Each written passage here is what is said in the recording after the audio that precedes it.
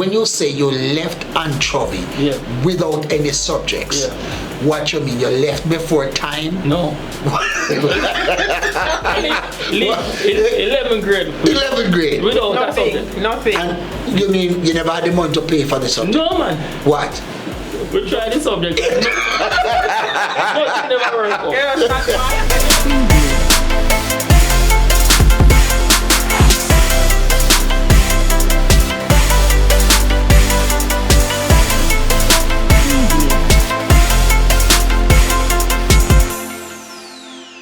Welcome once again to our B1 Marriage and Family video podcast. I am your host, Donald Macphersons, and it's a little different today in terms of introducing my co-host because we are talking about Ambassador Mrs. Natalie Irving Mattox. Congratulations. She has earned the Governor General's Award and she is, I believe, Ambassador. I could not help but say that. But Natalie, say a few words. Thank you. Thank you, my host. You know, I get really shy now, right? Because I'm being put on the spot. That's all right. But I mean, I really appreciate what is happening. You know, I would have, I think, worked hard. You know, I've been doing, you know, service for my country for so long. So now is the time that I'm being recognized for this, and I really appreciate it. And I'll continue to work and support my country in every way: health, family life, you know, youth, young mothers, adolescent girls. So thank you. I appreciate it. You deserve it. You deserve it. Yes, very well. Very well. That one caught her by surprise. But because we are not stiff jackets or anything like that, we are just going with the flow. So I deliberately thought I would not have told her I would welcome her like that on the platform. But it's great for us to be here again, Natalie, and to be sharing in a very privileged moment with two very special guests here who in one sense are brave enough to come on set to talk to us, but they are quite relaxed because they are our friends. These are the Macphersons, Floyd and Swain Macpherson. Welcome to the B1 Marriage and Family video podcast. Thanks for accepting the offer being here. Thanks for having us. Thank you. Very well, very well.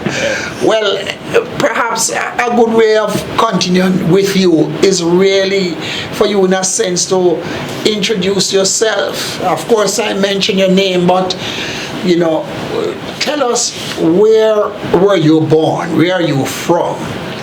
Tell us a little bit. Well, as you know, my name is Floyd Macpherson, and I am from Westmoreland, Betheltown, Westmoreland. And I was born in St. James. Actually, yes, really? Yes, St. James, Connor Regional. I think it was the same year that the Connor Regional Hospital was opened. Wow. 1974. So very, very, you know, from that time. Yes. So I was, well, my father was pastor or Bishop Macpherson. Yes. And my mother is Patricia Macpherson. Give her a title, pastor. Yes. Yes. And she's now pastor now. Yes. So it is three of us. I'm the first one. My sister Lorraine and my brother Tristan. Yes. So that's basically That's around that family there. Right. Well, fortunately I happen to be acquainted with the family. Yeah. So, so I'll always remember the Bishop Cornelius Nathaniel Macpherson. Yes. Who has gone to be with the Lord. Yes. Very well, very well. Well, not to be outdone, let us, this lovely lady sitting beside you, tell us a little of your own genesis. Right, so my name is Swain Sasha Gay Roberta Graham Macpherson. I hail from the parish of Portland. Well, unlike Floyd, I'm from a larger family. I grew up with my extended family, so I was fortunate enough to have my grandparents on both sides. From a small enough area of community called Bone Brook, and my mother only has 2 children. We are 10 years apart. So my brother which is the oldest one, and myself, but you know, my father has other children as well. So in all, I have 2 brothers and 2 sisters. And pretty much that's how I grew up in a tight-knit extended family, and that's how I got most of my culture from. Okay, good. All right, so we want to dive a little bit now into your personal space, both of you. Yeah. So first, tell us a little bit about how you 2 met. Well, I always say it's a funny story because in 2011, I tried a job opportunity that didn't work out for me at all. So it left me flat on my face, and I wasn't getting back in the job pool as I would have wanted to. And as such, I took the opportunity of coming to Kingston. So of course I did 2 interviews. I got both of them, so I made a choice, and I selected a government entity. And as such now, I tried to use the paper as much as I could to find somewhere to live, right? Because I don't really have family in Kingston. So eventually I did get somewhere to rent, and my mommy helped me to move over and so on. And the house that I was living in, you know, country girl, I used to rent, so it came as a culture shock for me. And at one point in time, I said, no man, I pack up and go home because it's not work out for me. One morning I was very sad, and you know, sometimes you start the rain to start fall for some strange reason. Right, and the rain poured, and you know, I had to go to work, so I went out to the gate, and I was like waiting for some taxi to really realize that I was there. And I saw this girl walking to me with an umbrella, and I like, but I don't know this person. Or this person just, you know, coming to rescue me under umbrella. Lo and behold, when the person walked up to me, it was my cousin. I started crying. Somebody you know, or she later introduced herself? No, it's somebody I knew. I grew up with. We just lost touch over the years. And when I realized it was this person living right next door all along, and so so I just gave my notice to the landlord eventually and moved right over next door. And so she kept telling me about this person, but she was saying, well, I don't know if you get the opportunity to meet him because he's always in and out, because at that time I think he had most of his jobs in Montego Bay. So at weeks at a time he wasn't at the house. And eventually he came home one week because he was living in the house. He sublet a part of the house from my cousin, so he rented. So small world. Right. So we met. Well, it was like the day before my birthday, so it was the 22nd of November 2013 that we eventually got a chance to meet. And here we are now. Well, that's good. Very interesting. Yes. So, so you tell us from your perspective about that meeting, because you were out most of the time working out, and you came in and saw. All right. This so actually, I was doing a project down by Sentence. I think it was Nara on the backside. So I was always down that side. Right. Have to be back and forth and so forth. So the truth of the matter is that when I came and I was introduced to her, so this is my cousin and whatever. I just said hello, hi, and you know the formalities, and that was it. I mean, there was nothing else. I think they planned to go to some supermarket or somewhere, and I went with them. I think they didn't have a ride, and I wasn't doing anything. So I said, let me take you.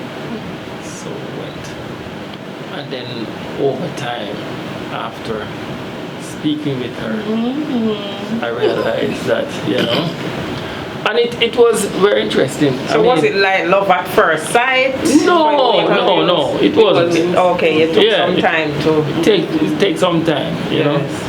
and, it was a little difficult period for me at that time, but at the end of the day... When you say difficult period for you, what do you mean? Meaning? The truth of the matter is, I had other relationships. Okay, Other so you had interests. other interests. Other interests. Okay.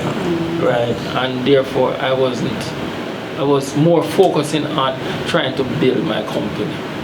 So I tried to just work hard. I just started in 2010 on my own, and that was just the best or the biggest job that I was getting. So I was putting everything in it at the time. So, but it was just okay, just to, but I realized, but for me personally, this is for me, I'm interested in not necessarily your looks, I'm interested in your mind. That's right. That is critical for me. Define that. Speak a little deeper. Yes. Can you see the mind? No, I couldn't see the mind, but she looks quite No, she's looking very nice. Yes. But you have so many times you have a person looking so nice. Yes. But what comes out of their mouth, True. it just turns you off. Okay. But the way she was able to be eloquent in her speaking, Yes. I was taken aback. Yes. Just hold on a second there. Yes. Were you at the time in your eloquence trying to woo him, or that was just a natural flow? I need to know. Yeah. Well, naturally, I'm a talker. Naturally a So talker. I saw this person and he was being very shy, as if he was a little bit uncomfortable of how to act around, because remember, I would have been a new face to him in his comfort zone. Yes. So he was trying to find out how best to live with this new person, Right. because really and truly, Floyd and Macphersons was like family to each other, you understand? Right. So the mere fact that I came into the picture now is almost a readjustment for him to know that, okay, he's living with two women now. Yeah, so it was an adjustment. Okay. So you got attracted affectionately to her mind. Yes. Yes. Her mind. Yes. Yes. Based on how she Beautiful spoke. Yeah, no doubt. No doubt. We see that. We see that. But as I said, I understand. I'm more attracted to, what is coming from the mind. Yes. Yes. So that was initially how things started gelling for you in that way. Right. Yes. But before we, Natalie, with your permission, let's go back, because we don't hide that we are church people. Yes, right, Yes, so talk a little bit about your church background or religious background. Right. You want to share a bit with us on that, Sweet? Right, because I hear you constantly talking about his parents being pastors. She look like she come from a Pentecostal background. I didn't get that. Let's see. So to backtrack, as you rightfully said, I was baptized. I think it's March or April 2000. So I was still in high school at the time. I was baptized at an apostolic church, and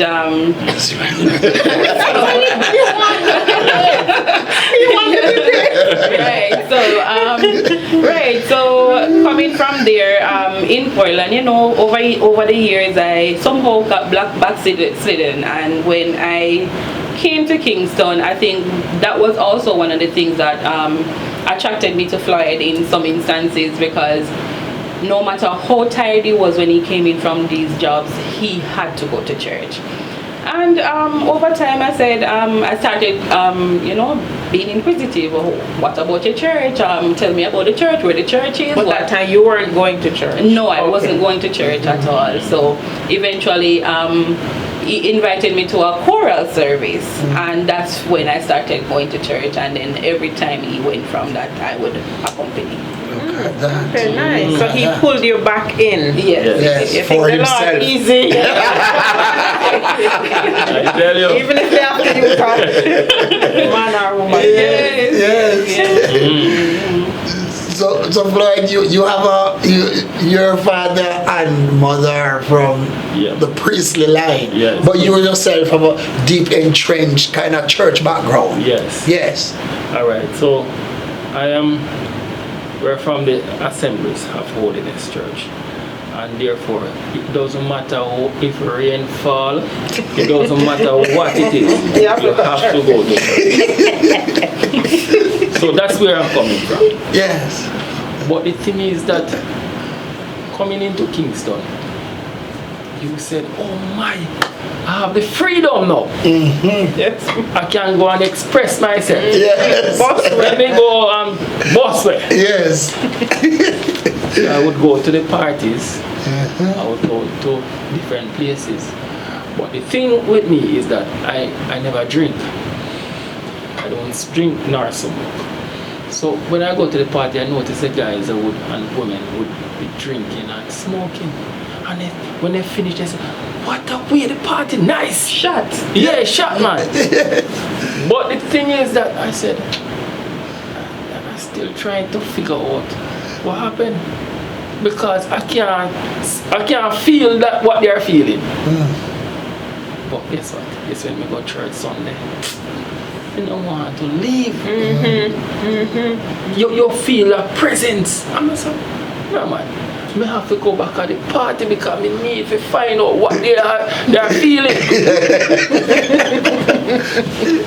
And therefore, that I came to the conclusion that no man, That's not for right you. here, so the church It's for you. is for me. Yeah. Yes. Yeah, man. So I believe that parents who get our children to church, and it may not, but grow them in the way that the Lord would want them to go. Yeah. I believe in that. Yeah. I believe in that. Sure indeed, not seem as we, bring the focus of the platform, emphasize not just marriage but family life. Yes. I wanted to underscore that in terms of how impactful, parenting It's critical. can be and ought to be. Yes. It leaves indelible mark upon you that even if you detour at some point in time, Right. there is that calling back to the foundation.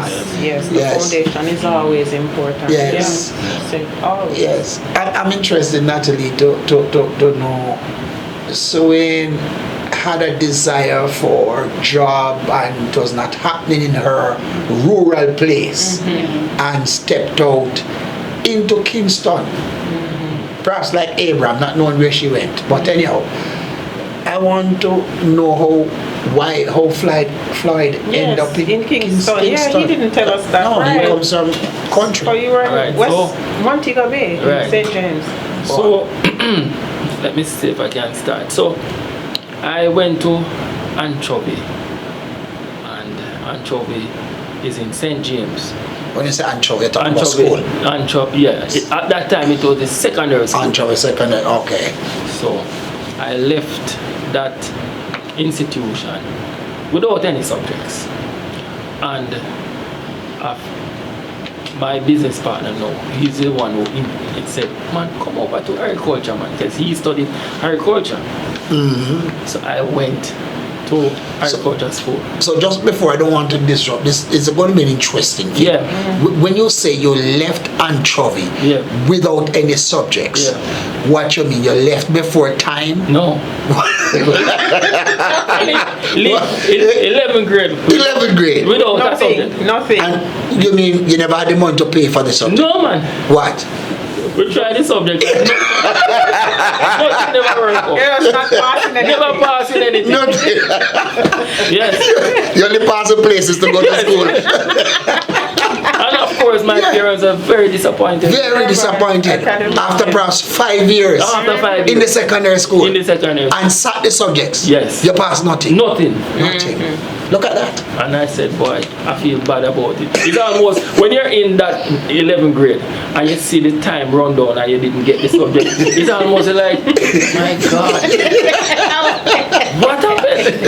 I mean, you know, I thought going to agriculture school, what was Nakalva, it was just a way to escape and to say, no man, I need to do something about it.